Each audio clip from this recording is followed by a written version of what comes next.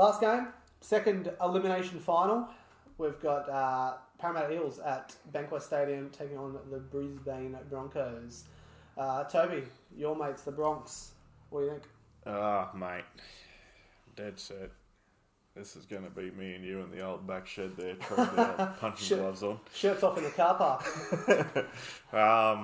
Mate, the Bronx were dreadful the other night. I thought they just had one eye on what their job was this week. I didn't really read too much into it. Plus, I was a bit jittery at halftime in the Sharks game. Sharks blew off the park, calmed down. I'm going to say Brisbane. They beat them a couple of weeks ago. I think they would have taken a lot of confidence from that. The flip side of the coin, they go down to Bankwest where they got an absolute tailing the last time they played down there. 42-10, was it? Something like that. Yeah, maybe 34-10. My worrying signs will come if Mitchell Moses starts running the ball. And, that's when I'll start to get a bit freaky there. But Brisbane, they just need to show something. Like, come on, they had to rely on the Sharks to blow the Tigers out for them to get into the fucking finals. So now they have to show something. Do you think having one eye on this week was a little... I know it's probably not... the draw is highly unlikely, but you think, fuck, let's put it in our own hands and win? You'd think so, right? Like that's pretty arrogant if that's what they... Plus, I would have rather played Manly. Yeah. But, yeah. Anyway. You'd rather just be there, wouldn't you? Oh, absolutely. There was talk that Boyd was going to get dropped. Yeah. But I think that talk is... you can't do it now, can you? No, I don't think you can. I think that talk was squashed pretty quickly. That happened earlier today. That was the mail I was getting. Yeah. But just to accommodate Sean O'Sullivan into that side, I thought we were rudderless against the doggies. I thought, the forwards didn't go forward. Turpin, man, fucking, I don't know why he's playing 7. Would you play him off the bench and bring McCulloch off and leave Sean O'Sullivan at 7? You got to leave they got to pick O'Sullivan at 7 to have any chance because at least he gives a little bit of direction. Yeah. Turpin, all he does is one high kick. And then the rest, it's just, here's a forward. I might have a scoot here. He needs to play 9. The one the bomb he put up for Stags was a nice one. Yeah, it was. I mean, there's one good thing he did, but yeah. Yeah. See, like, I don't understand it. He had 2 weeks off, right, for that suspension. Yeah, but O'Sullivan did a really good job, I thought, in those 2 weeks that he was gone. And funny enough, when Fafita set up that field goal for the Bronx to beat Para the other week, Sean O'Sullivan, if Fafita looked, O'Sullivan's under the post, he was screaming at him. All he had to do was give him the ball, he would have scored. But, yeah, I don't know, man. I don't know. I'll just take Brisbane. No confidence. All right, Ben, what do you think? Yeah, I'll go the Parramatta Eels in this one. Yep. At Bankwest. I think they should win. The other week when they played up here, I thought the Eels were a little disappointing. Bit too sideways with their movement. Didn't just punch through the middle.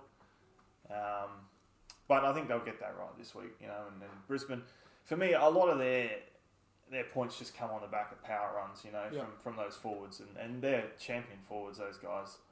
But, just, again, the halves, the key positions, it's not quite right for them.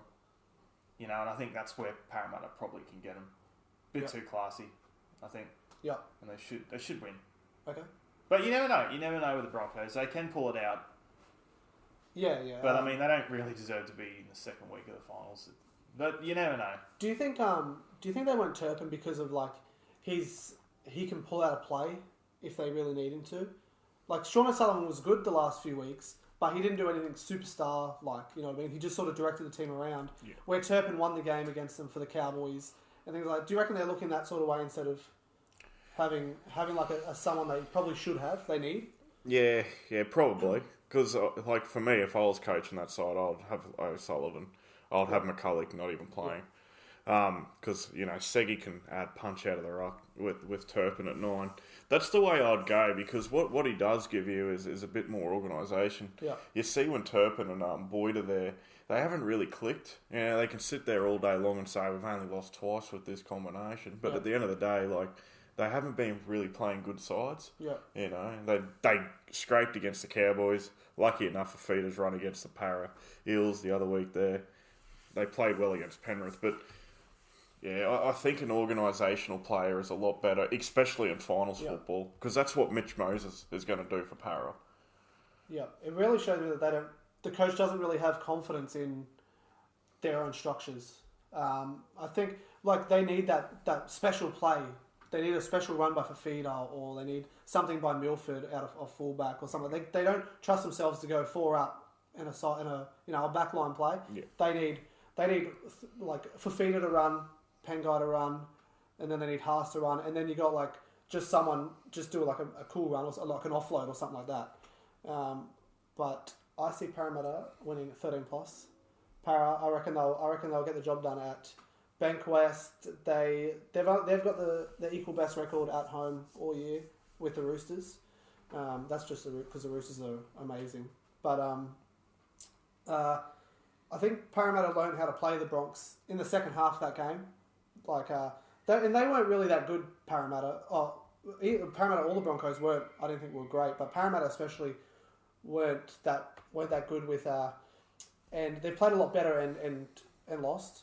But this week, I think they've learnt from that, and they only need 2 or 3 rucks up the middle. They don't need that much. They just need a quick play of the ball. Maybe Nathan Brown, he's back this week, and then they just need to let their backs do some, like Mitch Moses, Gutho, do some stuff and get the ball to Sivo.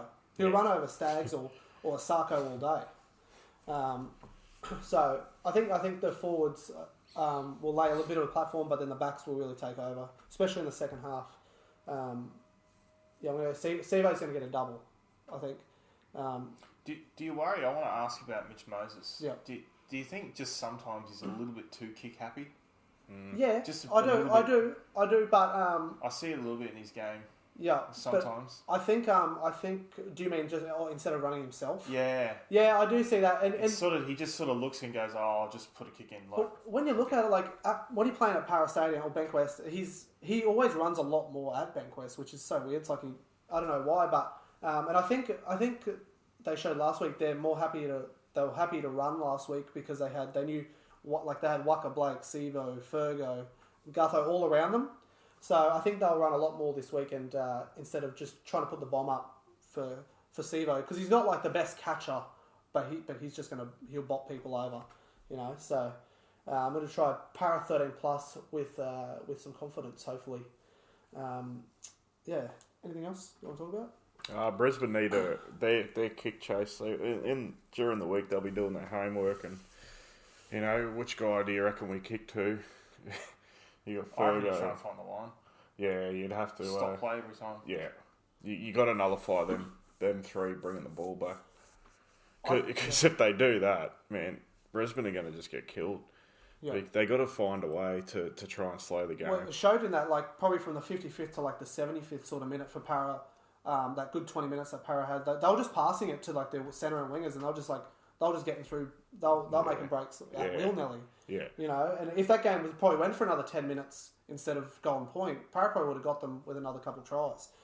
But do you think having Fergo on the sideline for a few weeks, I think it was 6 weeks, I think he was on the sideline, and it let Sivo really take control of the back.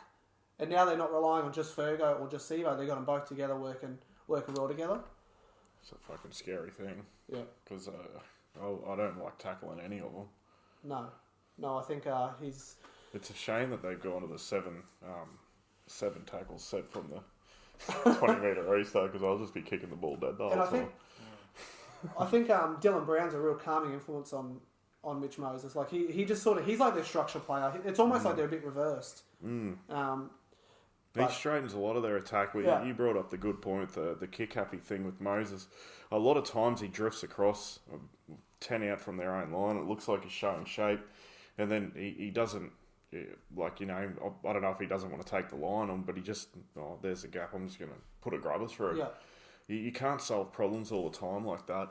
So if Para want to be successful, and it's not just this game, it's, the weeks to come, he needs to really run the football. Dylan Brown does it, and he looks really good when he does. He straightens right up.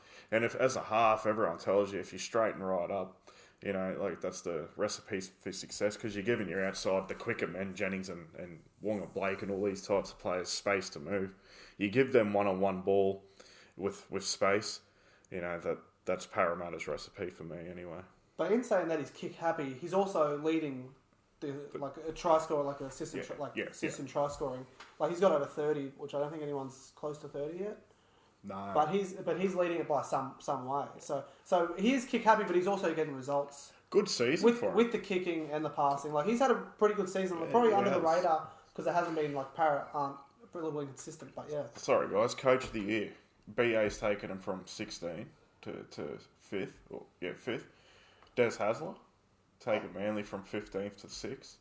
Then you obviously got Craig and Ricky. Who would you go? For me, it's Craig. For me, it's Craig Bellamy. Okay. Like Parramatta finished third in 2017. Just because you had a shit season and you go up 10 spots, you can't. Like they're almost rewarding mediocre for last year to go up. And I would say the coach of the year, like candidates, you got Craig obviously. Ricky's really sorted out the Raiders. Wayne Bennett, I wouldn't put him in there because he still had the same team and things like that. But I know he's not in the finals, but Michael Maguire's done a great job with Tigers this year. So I would probably go out of those three. But maybe probably out of Desi and Craig. So what do you think, Craig?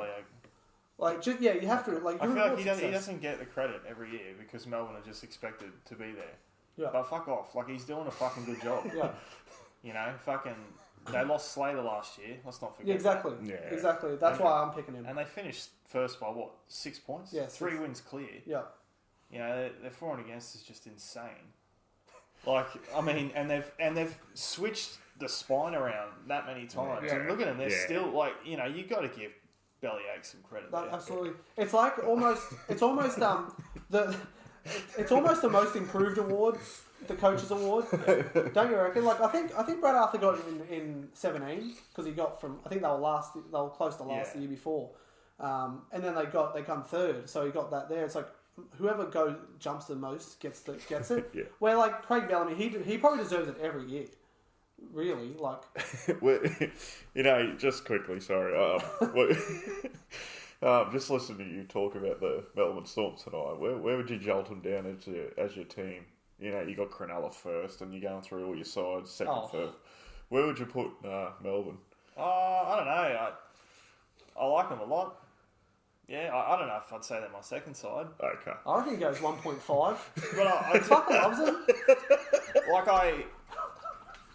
I do like them. I just love what they're about. Like, they are what you want to be. Yeah. I hate them, but I love to hate them, and I envy them because they are so fucking good, and they're every year, I respect that, Yeah. Every team kind of aspires to be him. I don't like that every team aspires to be him because not necessarily like the team, them. You mean the organisation, but just how good they are. Yeah, okay. You can do it a different way. Yeah.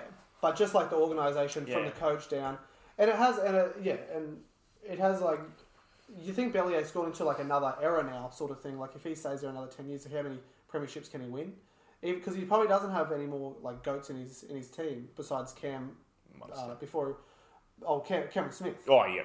He's still got Cam Smith in his team, but after that, you wonder what the influence is with Cameron Smith. But after that, it's sort of Cameron Munster's team. Yeah. So. Yeah. They're set up pretty well. All right. They'll be fine. Yeah. Always fine. Anything else? No. Finished? No. The Bronx. What do you guys think?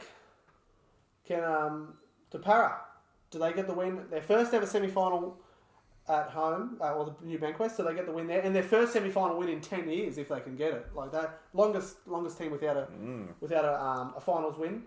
Or do the Bronx, do they limp into the second week as well, and then, or something like? Can they get there on the back of special plays, or can they actually get a good win?